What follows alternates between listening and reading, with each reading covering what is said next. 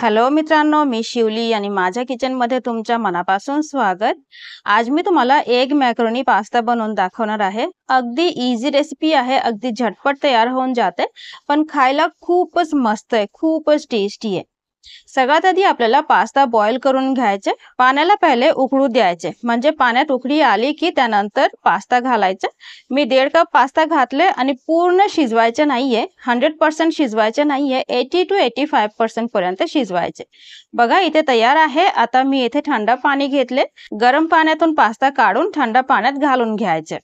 Directly तुम्ही strain पण करू शकता, काही हरकत नाही. एकदा गाळून घ्यायचे आणि त्यानंतर थंड पाण्याने धुवून घ्यायचे, म्हणजे आपल्याला पास्ताचा कुकिंग प्रोसेस स्टॉप करायचे एवढेच.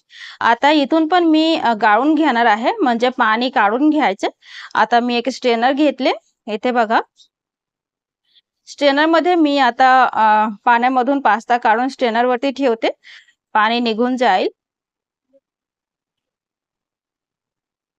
मॅक्रोनी पास्ता आता अशाच ठेवायचे, पाणी निघून जायला. आणि चला काय काय लागते ते मी तुम्हाला दाखवते.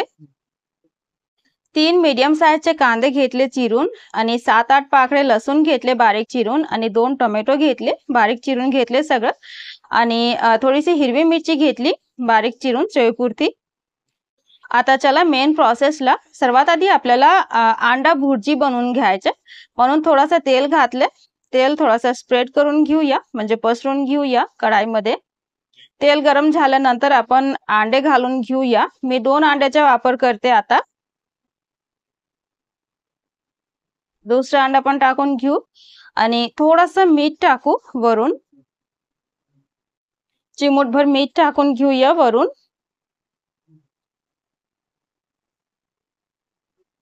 आणि आता चला भुर्जी बनवून घेऊया. जेवढं तुम्हाला कडक पाहिजे तेवढे कडक तुम्ही भाजून घ्या, काय हरकत नाही, तुमच्या आवडीनुसार. आता बघा भुर्जी तयार आहे. आता भुर्जी काढून घेते मी एक प्लेट मध्ये, आणि याच कढाईमध्ये दुसरा प्रोसेस पण करून घेऊया. परत मी थोडासा तेल घालते.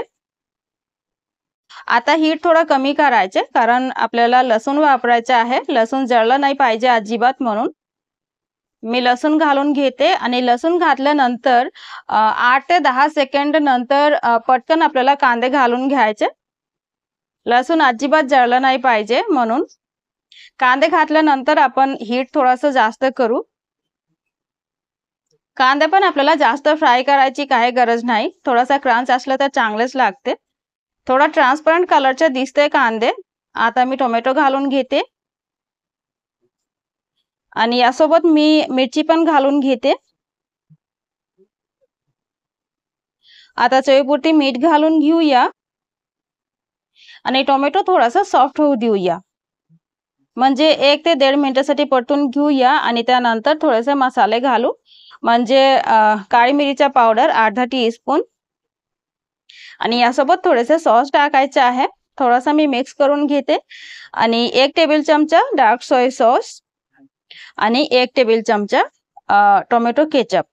तुम्हाला वाटलं तर तुम्ही अजूनही सॉस घालू शकता, म्हणजे red chilli sauce, green chilli sauce, oyster sauce, जे तुमच्याकडे अवेलेबल आहे ते तुम्ही घालू शकता. चांगले मिक्स करून घेते.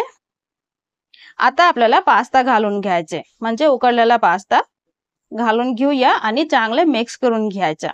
पास्ता घातल्यानंतर आपल्याला 3 ते 4 मिनिटासाठी कुक करायचे. चांगले मिक्स करून घेऊ, आणि त्यानंतर भुर्जी पण घालून घ्यायची. आता इथे बघा भुर्जी आहे, घालून घेऊया, आणि परत एकदा मिक्स करून घेऊया. आणि 2 ते 2.5 मिनिटं झाल्यानंतर आपण थोडासा गार्निशिंग पण टाकून घेऊया. गार्निशिंग साठी माझ्याकडे आहे स्प्रिंग ऑनियन, पण माझ्याकडे फ्रेश नाहीये, फ्रोझन आहे. तुमच्याकडे फ्रेश असलं तर बरं आहे. आणि यासोबत तुम्ही वाटलं तर थोडंसं फ्रेश कोथिंबीर पण घालू शकता, ते पण खूप छान लागते खायला. माझ्याकडे फक्त स्प्रिंग ऑनियनच आहे, आणि ते पण फ्रोझन आहे. मी घालून घेतले थोडासा. चांगलं मिक्स करून घेऊया, आणि टोटल 3 ते 4 मिनिटं झालेलं आहेत, म्हणजे पास्ता घातल्यानंतर 4 मिनिटं झालेलं आहेत, आणि आपला पास्ता अगदी रेडी आहे. आता चला हीट बंद करून घेऊया, आणि गरमागरम एक पास्ता सर्व करून घेऊया. तुम्ही बघितलं मित्रांनो, किती इझी रेसिपी आहे, अगदी झटपट तयार होते, पण खायला खूपच मस्त आहे, खूपच यम्मी आहे. आणि तुम्हाला जर वाटलं तर तुम्ही रेड चिली पावडर पण वापरू शकता, जर तुम्ही हिरवी मिरची कमी घेतली तर.